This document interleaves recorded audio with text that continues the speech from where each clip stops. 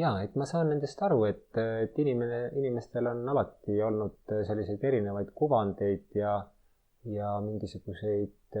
selliseid kinnismõtteid, et mis ja kuidas võib kuskil olla. Ja tõepoolest, et seal on nagu oma võib-olla selline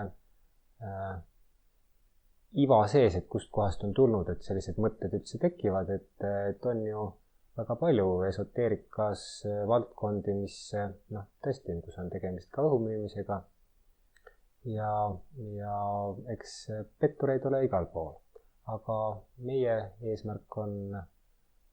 olnud siis hoida tasakaalus akadeemilise meditsiini pool ja energeetiline pool, et tänapäeva moodne teadus on juba ammu aru saanud, et ka see energeetiline pool on olemas, on tehtud hulganisti uuringuid selle kohta, et näiteks kuidas meditatsioon meie aju mõjutab, kuidas erinevad vaimsed praktikad meid mõjutavad, et mõlemit poolt mina aktsepteerin ja püüan neid lahti seletada lihtsal kombel.